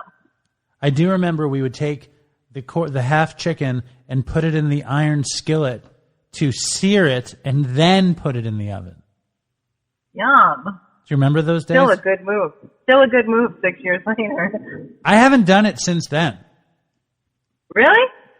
Really? I've done it. All right, so I've done it. Now, bask in my 6 years. Aren't you so impressed? I am so so impressed. And like, this morning I was like, ooh, and my 6 years is coming up. If Dave's got 6 years, I'm right around the corner. So you can't just bask in my adulation. You have to bring your 6 years into it right away. No, I'm really coming from a point of self-centered fear. That's my baseline. Yeah, so what's going on? I know that I feel like, you know how I love my birthday, like, because I like it being all about me. Yes. I think I feel kind of similarly with my anniversary. Totally. And I enjoy that. Are you going to speak somewhere? No. Are you speaking at all? No, just here, just on Dopey. Nice. Do you want me to give you my... You're getting a lot of love today. I saw it on the social media. I saw on the gram, Dave. You're getting a lot of love. Well, that's good. But Aurora, let's pretend, right? Let's pretend it's a meeting, right? And I've asked you to speak for my 6-year anniversary. Are you ready? Okay. Yeah. Okay. Go for it. Yep. Now. Dave, yes. Happy birthday, Dave. 6 years. Listen, wait, hold on. I'm in New York. We say anniversary. We won't say happy birthday here. Keep going. Happy anniversary, Dave. 6 years. You're the one who suggested that I get sober. It was not until someone suggested to me that this could be another way to live did I think about sobriety. And it was only when you were completely insane, thought you were going to have to be hospitalized, that I saw you restored to sanity by doing the 12 steps. And so you were the power of example, and you still are. And I love you, and I'm really proud of you. I love you, Aurora. Thank you. And and I'm just like, not only so proud of your sobriety, but also just like, you're doing what you love with Dopey. You've created a real community and, something that, a connection that people around the world have, Isn't that fun? Isn't it crazy? Aren't you blown away by that? I'm blown away. I mean, I'm not blown away because you're a very special human being, and you were always meant for, important big things.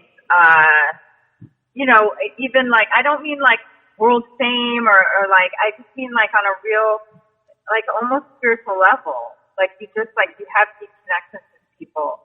You're such a special person. So I'm glad that. All right, enough with the bathing me in adulation. Too much now. Too much. It's way too much. Let's dial it down. What's going on with you? Let's go to you. I am insane. I'm in crisis mode because of this really crazy job I'm on right now. I finished in 3 weeks, but I've been working on this TV show since April. And we are in post-production, delivering our episodes. And for the last, I would say, like 8 weeks, I've just been working, 8 a.m. till 8, 9 p.m. or later every day. And it's been such a great opportunity, but it's been challenging. It's been really challenging. Like physically being at a desk all day, like just the stress level, not getting to go to regular meetings or move around. It's pretty crazy, not being able to cook or like take care of yourself properly. So yeah. Well, when's the last time do you think that you've obviously in small ways every day you do shit for your recovery. But do you feel totally separated from your recovery, or is your recovery part of the day, or how do you feel? And do you ever think about using? I didn't even tell you. We went on vacation, right? And we went upstate and we went to Bennington, and they have fucking bud at the farmer's market. Oh yeah, I saw that. Nuggets at the farmer's market. Wow. Have you dealt with anything like that? Oh my God! Don't you think about those little girls that you have? Like, oh God! I was walking with Nora, right? We're walking down the path, and we're in the farmer's market, and we're looking at paintings and shit and flowers, and then I see these two girls who are preppy hippie girls, young girls. They're hippie girls who look preppy that day, and they're like, and they have a jar full of nuggets on a table. And then it says like cannabis, flour, brownie, cookie. And I'm like, holy shit, they have bud. And they see me looking at them, right? And they see me like I'm about to say something to them, but I have Nora. And I don't want to tell Nora what they're doing, you know? Yeah, no. So I don't say anything. I mean, I just kept it to myself. Did you give him a wink? Did you give him a wink? No, I didn't give them a wink. What would that be if I gave them a wink? What would that be? Like, I used to be down. I'm not down anymore. I don't think they would get that. I think they would get like, oh, that's a creepy old man winking at us. Do you think they would get... Me too, you. Yeah, they would me too me. Have you dealt with... I have to say, like, in this job, like, the person, some of the people that I work with, like, it's been so fucking stressful. And, like, sometimes they'll be like, yeah, I had a major anxiety attack last night, I took an Ativan. I have to get through it. Like, I've had a lot of fear and panic and been very overwhelmed and lost sleep, but I can't, like, there's no escape from me other than, like, calling another alcoholic, taking a walk, praying, like, I don't get to alter my mood or meditate. Can I ask you a really controversial question? Ooh, okay. You know how like all these people, like the alt recovery world, they're smoking bud and they're in recovery, or they have panic disorder and they're taking Xanax or Klonopin or the delightful Ativan. An Ativan just makes me think of like like a fruit punch on a beach. Like just the great, I mean, like I think I probably have some kind of, right? Don't I have some kind of panic disorder probably? I'm in a constant state of panic. Yes. So me too. So why don't you subscribe to that thing? Or is that too controversial a question? That's a very controversial question. Yeah, no, I mean, I definitely think, like, people, my friend asked me yesterday, like, is there any point that you would, like, medicate? And I said, if I felt like you I don't keep really saying have medicate, but it sounds like meditate. You're saying medicate. Yeah, medicate. Okay. I mean, I don't really suffer from depression. I suffer from, panic and anxiety. And if it got so bad that I really couldn't hold down a job, I would see someone and consider medication if I could not, like, hold down a job, Right. But, right. But otherwise, no, I don't consider it.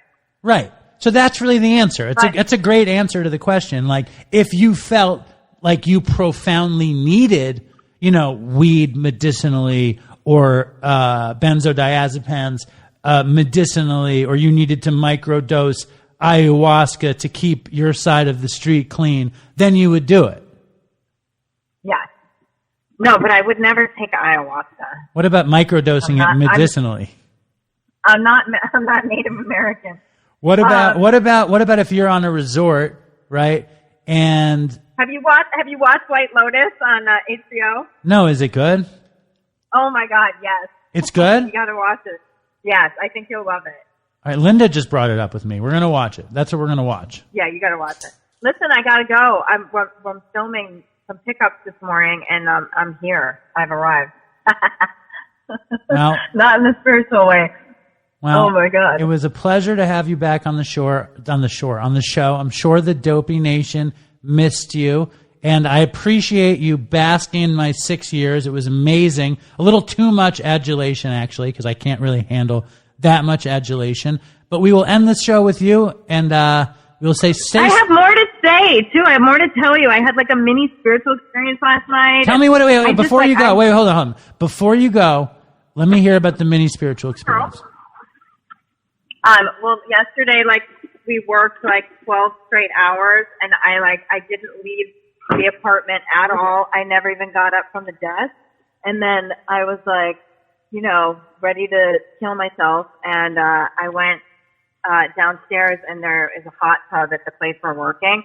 So I, like, dipped one foot into the hot tub, and then all of a sudden I was like, this is amazing. What an opportunity to work on this show with my friend. And like, this hot tub is just like restoring me. And like, oh, everything's going to be okay. You know, just like that, the black and white, right? Like, I'm going to kill myself. This is horrible. To like, everything's going to be okay. You know, look at that. Good. Look at that. I'm taken care of. So the lesson is you took a minute of self-care, right? A moment of self-care, and you were restored to sanity. You had a spiritual awakening via hot tubbing. Were you alone in the hot tub? Alone in the world. Where was the hot tub? In Burbank, baby. Do you want to hear some breaking news before you go?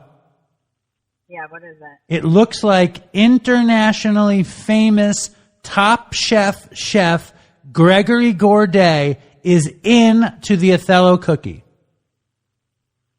Oh, Jesus. Good luck. What do you think about that? Yeah. I think I would love to see the Othello come to a Whole Foods near me. You don't think, out of all of my cockamamie plans, Aurora, what do you think the plan that will make me rich will be? Not the Othello. Not the Othello. But I would love you. But I would love you to prove me wrong. All right. Well, listen, I'm driving and now it's getting hairy, so I have to go. But happy birthday. No, we have to end the show now. You were the big finale, Aurora, and I appreciate the hot tubbing end to the story. So at the end of the show, we say, Dopey Nation, please write. No, not yet. Wait, calm down. Write an email. I have to go. Wait, not yet. Talk about Aurora. Talk about her hot tubbing experience. Send an email to dopeypodcast@gmail.com. Thank you for observing Dopey Day. Aurora, you're going to put the logo over your eyes in commemoration of Chris and all that good stuff for Dopey Day? Yes, I will. You're going to put the logo over your eyes. We've got murals going up in L.A., Raleigh, North Carolina, fucking Ohio, New York, fucking Philadelphia. Are you excited? I'm so stoked. That's like a West Coast thing, baby. You say stoked and happy birthday. Anyway, please participate in Dopey Day and... Listen, I love ya. Say toodles. Have a great birthday. Thank you, Aurora. So that was the wonderful Aurora. And I have to say, the Dopey Day shows, they take a lot out of me. And like Colin said, there's something about it that's very good for me also, because I listen to the old ones more than I used to, and it's really weird. And I said weird like 20 times in describing this, but it is a surreal experience, because what I have to do, and I'm sure you guys know this if you listen to the old episodes, is you have to take out your phone or queue up your podcast, and you have to scroll back and back and back, and it's like a time machine. And for me, we talked about like if my kids ever listen to Dopey, but the truth is that Dopey is a total, as up to this day, Dopey is a total encapsulation of my clean time from 4 months to 6 years. And I scroll back, and I'm scrolling back on my life. And that's a weird thing. It's a surreal phenomenon. And I'm scrolling back to before my best friends died, and to hear what I was like before that happened. And that's a heavy duty thing. And, I'm grateful that I got to make this show with Chris. And I'm grateful that Todd got to pop in when he could. And I'm so grateful to have heard from so many people today wishing me well on my 6th anniversary, because that's an amazing thing. I never imagined getting 6 years, but hearing from so many people who feel connected to me and to the show is an unbelievable feeling. On my way home, I got some messages on Facebook from the administrators of the Dopey Nation asking if I was home, freaking out because they got me something. And when I came home, Linda was home, and they had gotten me this cake, and they were scared it was going to melt because it was fucking 100 degrees today. But they got me this beautiful dark chocolate cake with chocolate chips that said happy 6th birthday on it, which was the nicest thing. And my family was so excited. And that's just it's an actual amazing gift from my recovery, but it's also an amazing gift from doing this podcast. And we've been scouring for quotes and for clips from old shows. And I don't know. I was drawn to that episode where Dave Marshall died. Sam had pointed it out to me, and I heard this other clip, and it was something that I think about that Chris said all the time, so I'm going to play it for you. But I like to set up the clip, so I'm going to set up the clip. And we were doing the show to commemorate Dave, and Omar of the Share podcast was coming on. He was calling in, and I haven't talked to Omar since just right after Chris died. It's funny. But so Chris was trying to fill time before Omar comes on, and he wants to know what I thought, if I have any final words about our friend Dave Marshall who had died. So here it is. Well, we supposedly have Omar with the sexy voice from the Share podcast calling in any minute from Costa Rica, and he has to call us, so I just wanted to give you a forum to say any closing remarks about Dave. I've said it all. I'm sorry to cut you off, but it's okay. I love Dave. I didn't know him for a long time, but he was a very, very sweet and cool and generous and honest person. And I'm sad he's dead.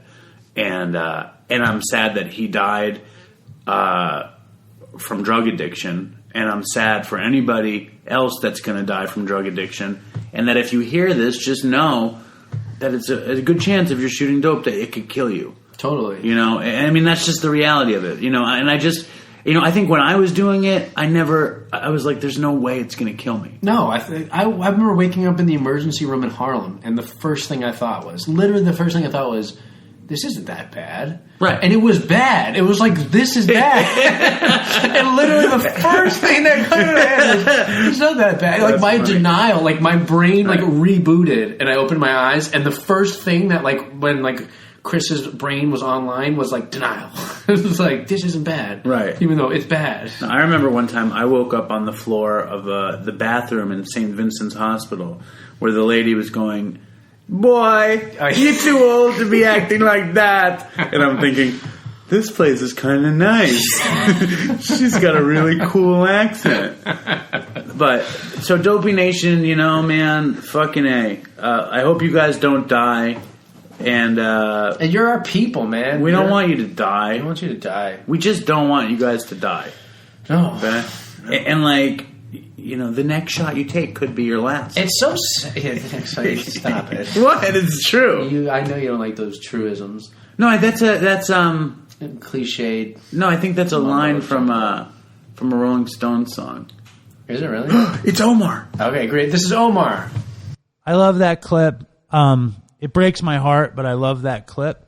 That clip, for some reason, reminds me of The Godfather, the end of The Godfather, where they're all sitting around the table, and Michael says he's going to enlist, and I think the Don is coming home with a birthday cake, and he never gets to the door.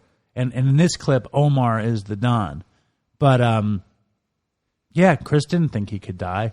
And the last shot he took was his last. And I don't like the cliche of it, but it's reality. And I'll say it again. If you guys are if you're using, I understand it's hard to stop using. Just know that if you're shooting dope, it can probably kill you. And fentanyl is in everything. And you guys need to be cautious because you can die. Just like Chris, just like Dave, just like Colin, just like Andrew, just like William, just like Troy, just like Scott, and whoever else I'm missing. It's such a comprehensive list that we can't even keep track of it. We can't even keep track of everybody that dies because they just disappear. So please don't do that. Merry Christmas to you. If you're an artist, take out a fucking piece of paper and a pen. Do some dopey art for Christmas. Dopey Day, which is Monday. Do a chalk drawing. Do some graffiti. Vandalize the neighborhood. Do something. Let your freak flag fly. Stay strong, Dopey Nation, and fucking toodles for Chris. I want my baby back, baby back, baby back, baby back, baby back, baby back, baby back, baby back, baby back, baby back, baby back, baby back, baby back. You doing it? Stop it. You go. I want my baby back, baby back, baby back, baby back, baby back, baby back, back.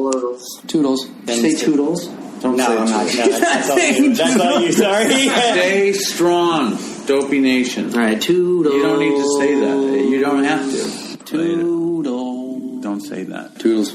Say toodles. Toodles. Toodles, guys. Toodles. Toodles. You don't have to say toodles. I do. Toodles. Toodles. Toodles. Will you say it for the 50th episode? I think you can say it. I won't. What about for the 100th? I don't say toodles. I say stay strong, Dopey Nation. I'm gonna edit that toodles and add it.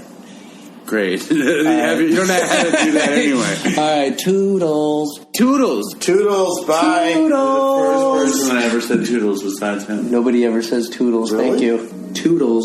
Toodles. Toodles. Toodles. Toodles. Toodles. Toodles. Toodles. Let your freak flag fly. Toodles. Toodles. Toodles. And Toodles? Toodles. You said it. Oh, you God. said it. All right, toodles. Wait. Toodles. Toodles. Toodles. You don't have to say toodles every episode. Toodles. You don't have to say toodles on every episode. Say it. Say toodles? Yeah. Stay strong in toodles. Toodles. You don't have to say toodles. Toodles. Toodles. Toodles. And thank you, Jesse. You don't have to say toodles. It's unnecessary. You don't need to say toodles every time. Toodles. You don't. It doesn't have to happen like that. Stay strong, Dopey Nation. toodles. And it's not necessary. No. You don't have to say anything anymore. I know you think it's not necessary.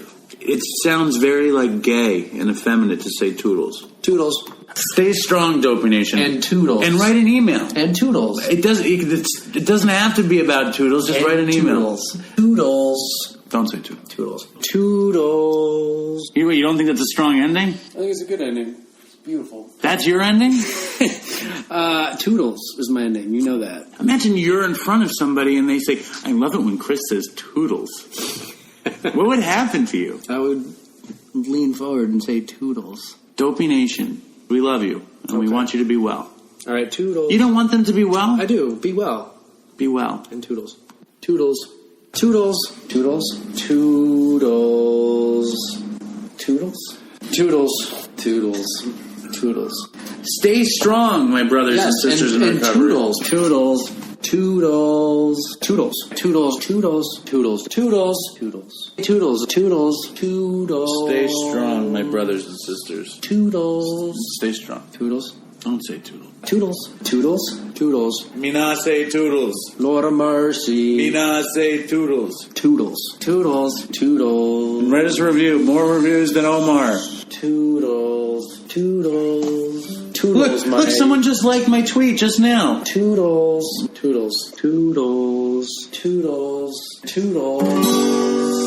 Toodles. Toodles. Toodles. Say toodles. Toodles. Blech. Toodles. Me not say toodles. Me not say toodles. Me not say toodles. Toodles. Toodles. Toodles. Say toodles. Don't say toodles. I'm not saying toodles. You got everybody against me. Toodles. We don't need to say that. Take care, Dopey Nation, and toodles. You say take care, Dopey Nation? Stay That's the strong. new. Is that the new tagline? Take care, Dopey Nation. Take care. And see ya. Toodles. Me not say toodles. Toodles. Toodles. Toodles. Toodles. We'll see you next time. Toodles. Stay strong, Dopey Nation. And toodles. You don't have to say toodles. Chris says toodles. All right, stay strong, Dopey Nation. Toodles. Toodles. Toodles. Toodles. Thank you. And toodles. Heroes. Thank you. Toodles. You know, say toodles is one time. No. Toodles. Toodles. And thank you, Jessa Reed. Toodles. Toodles. You don't say that shit. Toodles. You don't have to say toodles every time. You really don't have to say it every time. Toodles. Toodles. Toodles. Toodles. Toodles. Toodles. Stay strong, my brothers and sisters in and out of recovery. And toodles, I'm going to stop the call recorder. You can stay online. All right? Hey, but you don't have to say toodles. It's unnecessary. Toodles. 1, 2, 3, 4, ever in debt. Building standing set, standing their ground to defend against the rest. We're all at odds. Don't forget your bets. From the roof I yell, you hardly break a sweat. Sabotage is no longer camouflage. It's almost in the open, so you better quit your job. Can't say it looks too good. It could be Aurora pointed at your head. I think it's time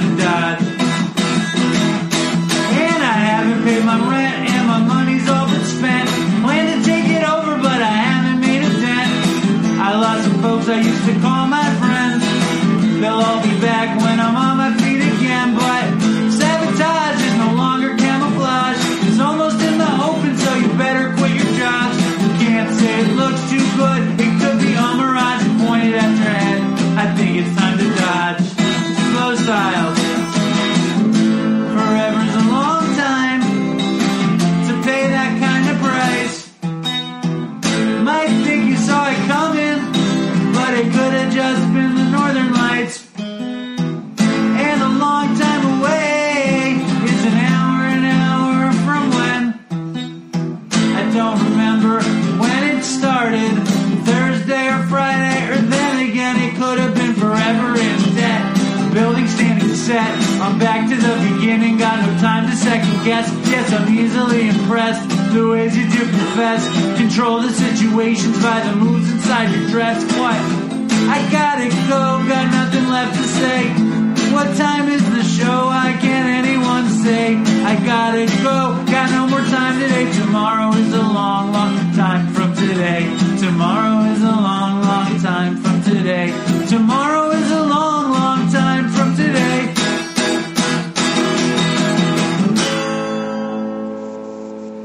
I wanna take a walk around the world. I wonder would it do me any good?